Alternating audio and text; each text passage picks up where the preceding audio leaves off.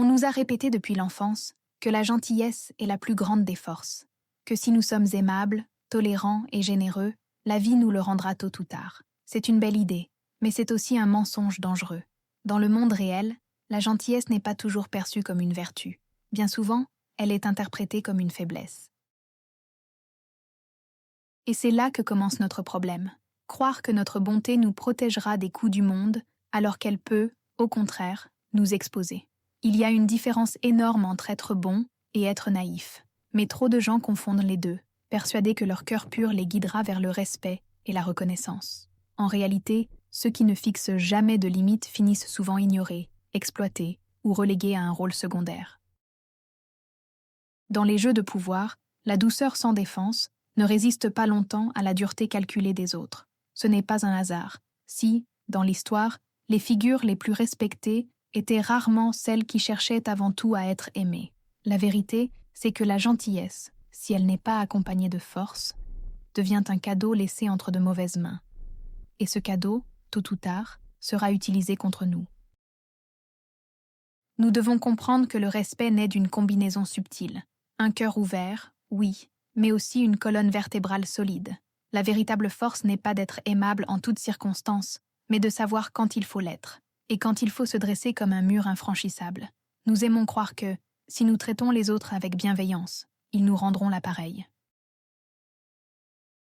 C'est une vision presque romantique des relations humaines, comme si la gentillesse fonctionnait comme une monnaie universelle.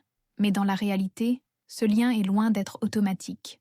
Il existe des personnes qui ne respectent pas la bonté, elles la testent, la manipulent, et finissent par la considérer comme une invitation à aller plus loin dans leurs exigences.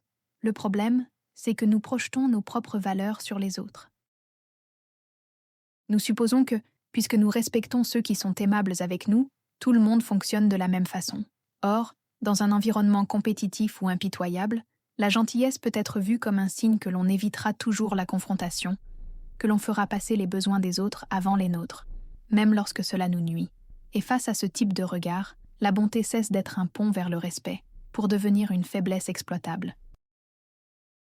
Le respect ne se gagne pas uniquement par de bonnes intentions, mais par la preuve que l'on est capable de défendre ce qui nous appartient, notre temps, notre énergie, notre dignité. Si nous ne montrons jamais que nous pouvons dire non ou nous opposer à ce qui est injuste, notre gentillesse se transforme en une porte grande ouverte. Et dans ce monde, une porte ouverte attire autant les voleurs que les amis. Chercher à être aimé par tout le monde semble, à première vue, une intention noble. Après tout, qui ne voudrait pas vivre dans un climat d'harmonie, entouré d'approbation et de sourire? Mais derrière cette aspiration se cache un piège insidieux. Plus nous essayons de plaire à tout le monde, plus nous nous éloignons de nous-mêmes. En voulant éviter tout conflit, nous renonçons à exprimer nos véritables opinions, nos désirs et nos limites. Ce désir universel d'approbation nous pousse à lisser nos aspérités, à cacher nos désaccords, à sourire même lorsque quelque chose nous déplaît profondément. Nous finissons par jouer un rôle, en croyant que notre valeur dépend du regard extérieur. Le problème, c'est qu'un masque finit toujours par glisser, et quand il tombe, il révèle une personne qui, en réalité, n'a jamais osé exister pleinement. Être respecté ne nécessite pas l'amour de tous. Il exige une cohérence entre ce que nous pensons, disons et faisons. Certaines personnes nous aimeront pour cette authenticité, d'autres nous critiqueront ou nous rejetteront. Mais au moins, le respect naîtra d'une vérité assumée, et non d'une façade fragile construite pour séduire l'opinion des autres. La gentillesse est une vertu, jusqu'à ce qu'elle devienne une excuse pour éviter toute confrontation. Lorsqu'elle se transforme en incapacité à dire non, elle cesse d'être un choix conscient et devient un signe de faiblesse perçu par les autres. Certaines personnes, mal intentionnées ou simplement opportunistes, détectent cette faille immédiatement et l'exploitent. La gentillesse, lorsqu'elle est dépourvue de limites, devient une invitation ouverte à l'abus. Ce glissement se produit souvent de manière subtile. On commence par rendre service, par tolérer un petit manque de respect, puis on s'habitue à céder toujours un peu plus. Et parce que nous craignons de passer pour quelqu'un de dur ou d'insensible, nous continuons à nous effacer. C'est ainsi que la gentillesse, au lieu de protéger nos relations, les transforme en terrain où l'on marche sur nous sans même nous demander notre avis. Être vraiment gentil, c'est avoir la force d'imposer des limites claires. Ce n'est pas refuser d'aider, mais savoir quand et comment le faire, sans se sacrifier. La vraie gentillesse ne nie pas nos propres besoins, elle les intègre. Car une bonté qui se nourrit d'autonégation ne construit rien de solide, ni pour nous, ni pour les autres. Dans toute relation humaine, qu'elle soit professionnelle, amicale ou amoureuse, le respect est la base invisible qui soutient tout le reste. Sans respect, la confiance se brise, et même les gestes les plus doux perdent leur valeur. Être aimé sans être respecté revient à vivre dans une illusion fragile, où l'affection peut masquer un déséquilibre de pouvoir ou une exploitation silencieuse. Le respect ne s'obtient pas en essayant de plaire à tout prix. Il naît de notre capacité à défendre nos valeurs, à rester cohérents entre ce que nous disons et ce que nous faisons. Les autres nous observent moins dans nos moments de complaisance que dans nos moments de fermeté. C'est souvent lorsque nous fixons une limite claire que nous gagnons, paradoxalement, l'admiration de ceux qui pensèrent pouvoir nous manipuler. Une relation saine repose sur un échange équilibré, où la gentillesse circule dans les deux sens, et où chacun sait que ses besoins et ses limites seront entendus. Chercher le respect avant l'amour, ce n'est pas être froid ou distant, c'est s'assurer que l'amour, s'il vient, reposera sur des fondations solides et durables. Beaucoup de personnes tombent dans le piège de la gentillesse excessive, par peur de déplaire. Elles redoutent le conflit, craignent la critique, ou ont été conditionnées à croire que leur valeur dépend de l'approbation des autres. Cette peur agit comme une laisse invisible. Elle guide nos gestes, nos paroles et parfois même nos pensées, jusqu'à nous éloigner complètement de notre authenticité. Le problème, c'est que la peur de déplaire nous pousse à faire des concessions qui, accumulées, grignotent notre intégrité. On dit oui quand on pense non. On sourit alors qu'on est blessé. On se tait alors que l'on devrait parler. À court terme, cela évite les tensions. Mais à long terme, cela nous rend invisibles et prévisibles, faciles à ignorer ou à exploiter. Et plus nous cédons à cette peur, plus nous renforçons un cercle vicieux. Les autres comprennent qu'ils peuvent obtenir ce qu'ils veulent sans résistance, et ils continueront à tester nos limites. S'affranchir de cette peur n'est pas un acte de rébellion agressive, mais un retour à soi-même, un choix de vivre en accord avec notre dignité plutôt qu'enchaîné à l'approbation des autres. Le danger de la gentillesse excessive ne vient pas toujours de personnes ouvertement hostiles. Souvent, ce sont les ennemis silencieux qui profitent le plus de notre nature conciliante. Ce collègue qui nous charge subtilement de ses tâches, cet ami qui ne répond jamais présent en retour, ou ce partenaire qui prend sans jamais donner. Ils ne crient pas, ne menacent pas, ils avancent masqués, avec un sourire poli, tout en exploitant nos failles. Ces personnes savent que nous hésitons à dire non, que nous cherchons à éviter la confrontation, et elles adaptent leur comportement pour tirer profit de cette faiblesse. Elles ne cherchent pas à nous détruire brutalement, mais à nous user, à grignoter notre énergie, notre temps et notre estime de nous-mêmes. Petit à petit, notre gentillesse devient pour elles un outil gratuit, un service disponible à volonté. Le problème, c'est que plus ces dynamiques perdurent, plus elles s'ancrent. Nous nous habituons à cette exploitation, au point de ne plus la voir. Les ennemis silencieux prospèrent dans cette zone grise où la politesse se confond avec la soumission. Les reconnaître et y mettre fin, c'est l'un des premiers pas pour reprendre le contrôle sur notre vie et faire de notre gentillesse un choix, non une faiblesse. Beaucoup confondent respect et affection, comme si l'un entraînait naturellement l'autre. Pourtant, on peut être profondément aimé tout en n'étant pas respecté, et on peut être respecté par des personnes qui ne nous aiment pas particulièrement. Le respect repose sur la reconnaissance de notre valeur, de nos limites et de notre position, tandis que l'affection repose sur la chaleur émotionnelle et le lien personnel. Les personnes trop gentilles cherchent souvent à gagner les deux en même temps, mais cette quête mène souvent à une impasse. En voulant plaire, elles privilégient l'affection et négligeant le respect, oubliant que l'amour sans respect peut vite se transformer en pitié, en condescendance ou en exploitation. Les liens bâtis sur ce déséquilibre deviennent fragiles, car ils reposent sur une image idéalisée ou utilitaire, non sur une reconnaissance réelle de qui nous sommes. Comprendre cette différence change radicalement notre manière d'interagir. Quand nous plaçons le respect en priorité, nos relations deviennent plus équilibrées, plus honnêtes et plus durables. L'affection peut venir en bonus, mais elle n'est plus la condition de notre valeur. Mieux vaut être respecté et pas toujours aimé, que d'être aimé pour de mauvaises raisons et piétiné en silence. La gentillesse, lorsqu'elle est sincère et équilibrée, est un don qui circule librement. Mais lorsqu'elle est distribuée sans discernement, elle peut se transformer en monnaie d'échange implicite, où celui qui donne attend inconsciemment quelque chose en retour. Ce glissement est dangereux, car il transforme les relations en terrain fertile pour la manipulation et la culpabilisation. Quand les autres perçoivent que votre gentillesse est inépuisable et inconditionnelle, certains commencent à la considérer comme acquise. Elle cesse d'être perçue comme un geste de cœur et devient une obligation implicite. On ne vous remercie plus, on vous exige. À ce moment-là, ce n'est plus un acte de bonté, mais une dette permanente que vous semblez devoir honorer. Pour éviter ce piège, il faut comprendre que la gentillesse perd sa valeur lorsqu'elle n'est pas protégée par des limites claires. Être capable de dire non est parfois l'acte le plus bienveillant que l'on puisse poser, car il restaure l'équilibre dans la relation et empêche que l'affection ou le respect soient remplacés par l'exploitation et le ressentiment. Beaucoup croient que face à la méchanceté, il suffit d'opposer encore plus de bonté. Cette idée, séduisante en théorie, se heurte à une réalité brutale. Certaines personnes interprètent la bonté non pas comme un signe de noblesse, mais comme une faiblesse à exploiter. Elles ne se sentent pas attendries par votre douceur. Elles y voient une ouverture pour imposer leur volonté. Dans l'histoire, comme dans la vie quotidienne, la cruauté et la manipulation ne se retirent pas devant un sourire ou un geste généreux. Les individus dépourvus d'empathie n'ont pas le même langage émotionnel que vous. Ils n'entendent pas l'appel au respect contenu dans votre gentillesse. Ils n'entendent que l'opportunité de pousser plus loin leurs propres intérêts. C'est pourquoi croire que la bonté, seule, est une arme suffisante contre la méchanceté est une dangereuse illusion. Elle doit être accompagnée de fermeté, de discernement et parfois d'une certaine froideur stratégique. Ce n'est qu'en équilibrant compassion et autorité que l'on peut réellement se protéger et inspirer un respect durable. Être aimé est agréable, réconfortant, mais l'amour seul ne garantit pas que l'on vous traitera avec respect.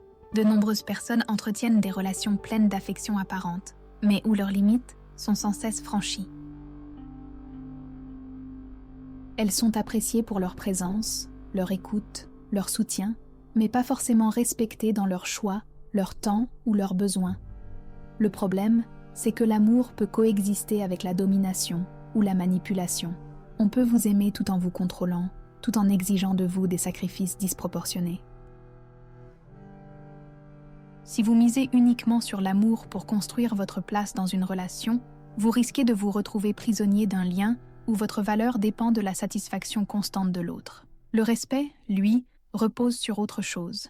La reconnaissance de vos limites, la considération pour vos droits et votre autonomie. Il demande parfois de déplaire, de dire non, de décevoir les attentes. Être respecté, c'est accepter que l'on ne soit pas toujours aimé dans l'instant.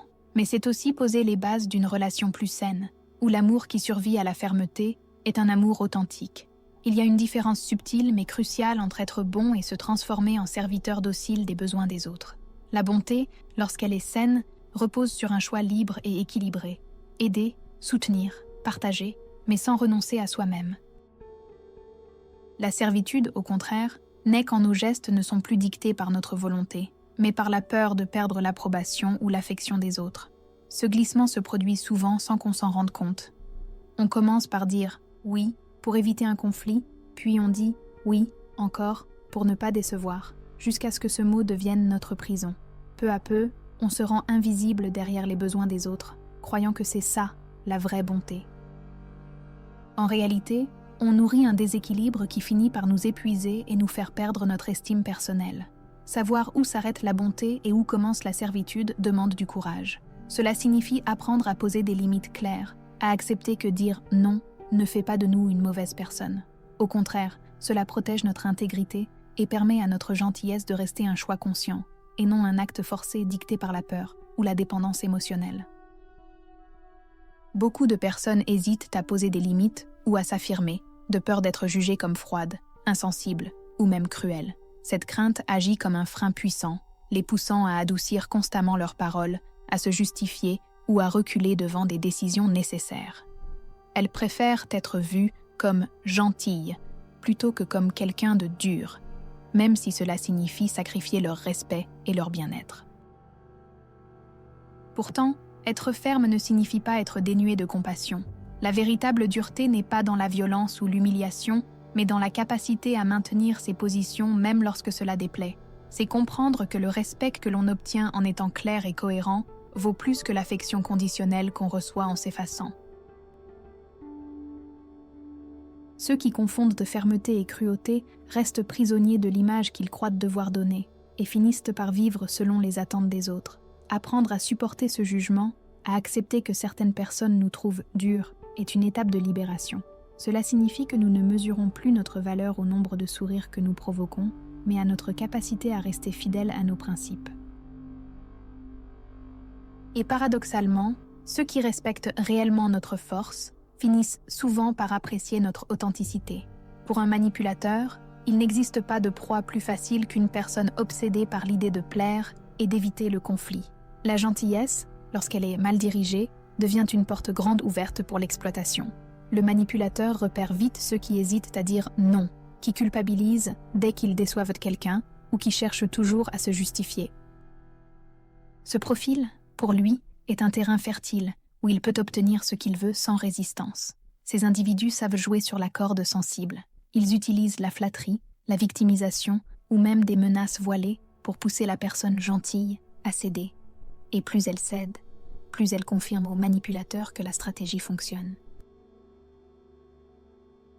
Ainsi, la relation se transforme en un cycle toxique où la gentillesse initiale n'est plus un acte de cœur, mais une réaction conditionnée à la peur de perdre l'approbation de l'autre. Comprendre cela est essentiel. La gentillesse doit être un choix, pas une faiblesse. Elle doit venir d'un centre solide et conscient, non d'un besoin de validation. Face à un manipulateur, être capable de poser des limites claires et de ne pas se laisser attendrir par des manœuvres émotionnelles est la seule façon de protéger sa dignité et son énergie. On nous a souvent répété que l'amour triomphe de tout. Cette idée, belle en apparence, est l'une des illusions les plus dangereuses lorsqu'il s'agit de relations humaines, surtout dans un monde où tout le monde ne joue pas avec les mêmes règles. Penser que seule la bonté ou l'affection suffiront à transformer une personne toxique, injuste ou manipulatrice, c'est ignorer la réalité brute. Certains ne changeront pas parce que vous les aimez, mais exploiteront précisément cet amour pour vous garder sous contrôle. Ce mythe nous pousse à croire que la patience et la douceur finiront par désarmer la malveillance. Mais dans les faits, il agit comme un anesthésiant. On tolère l'intolérable, on attend l'impossible, et on sacrifie ses propres besoins au nom d'un idéal romantique qui ne se concrétisera jamais. L'amour n'est pas un antidote universel, surtout quand il n'est pas accompagné de discernement, de limites et de force intérieure. Aimer quelqu'un ne signifie pas accepter tout de cette personne. Un amour sain, c'est dire « stop » lorsque la dignité est en jeu. Le véritable courage n'est pas de continuer à aimer sans condition, mais de savoir partir, protéger son espace et reconnaître que certaines relations ne méritent pas qu'on s'y perde, peu importe la profondeur des sentiments. Le respect est la colonne vertébrale de toute relation solide. Sans lui, l'amour se transforme vite en dépendance, en déséquilibre ou en jeu de pouvoir. On peut ressentir une grande passion, partager des moments intenses, mais si l'autre personne ne nous respecte pas, cet amour devient un terrain fertile pour l'abus. C'est pourquoi il est essentiel de comprendre que le respect n'est pas une conséquence de l'amour, il en est la condition préalable. Mettre le respect en premier, c'est se donner une base qui ne vacille pas au gré des émotions. L'amour peut être changeant, traverser des phases, se heurter à des épreuves. Le respect, lui, doit rester constant. Si quelqu'un nous aime, mais ne respecte pas nos choix, notre temps, nos limites ou nos valeurs, alors cet amour est déjà vicié. Lorsque vous exigez le respect avant l'amour, vous élevez la barre. Vous communiquez clairement que vous n'êtes pas là pour être adoré aujourd'hui et piétiné demain. Vous montrez que vos sentiments ne sont pas une porte ouverte à toutes les intrusions, mais un espace protégé où seule une personne capable d'honorer votre valeur peut entrer. Être gentil ne signifie pas dire oui à tout. La vraie gentillesse n'est pas l'effacement de soi, mais la capacité à offrir de la chaleur, de l'aide et du soutien, tout en protégeant son espace intérieur. Trop souvent, on confond gentillesse avec servitude, comme si refuser ou poser des limites était un signe d'égoïsme. Mais en réalité, la gentillesse sans limite se transforme rapidement en faiblesse exploitée par ceux qui savent en tirer profit. Fixer des limites, c'est envoyer un message fort. Je suis prêt à vous respecter, mais je me respecte aussi. Cela implique de dire non quand c'est nécessaire, de ne pas tolérer les comportements irrespectueux et de se rappeler que chaque acte de gentillesse doit être volontaire, non imposé par la culpabilité ou la peur de déplaire. Lorsque la gentillesse est cadrée par des limites claires, elle devient puissante. Elle n'est plus une ouverture sans défense, mais une force maîtrisée. C'est la gentillesse qui inspire, qui élève et qui donne envie aux autres de respecter celui ou celle qui l'offre, plutôt que de le considérer comme acquis. Il est possible d'observer et d'apprendre des personnes que l'on désapprouve profondément, sans pour autant adopter leur morale ou leur manière de nuire. Les manipulateurs, malgré leur éthique douteuse, possèdent une maîtrise redoutable de la psychologie humaine, de la stratégie et du timing. Ce sont des armes que l'on peut retourner pour servir des causes justes, à condition de rester ancré dans ses valeurs. La clé est de séparer la technique de l'intention, savoir lire les émotions, comprendre les motivations cachées, anticiper les réactions. Tout cela peut servir autant à manipuler qu'à inspirer. Le choix nous appartient. Machiavel lui-même n'incitait pas à devenir cruel, mais à comprendre pourquoi les cruels réussissent, afin de ne pas se laisser écraser par eux. En intégrant ces leçons avec discernement, nous cessons d'être naïfs dans un monde où la naïveté est une faiblesse mortelle.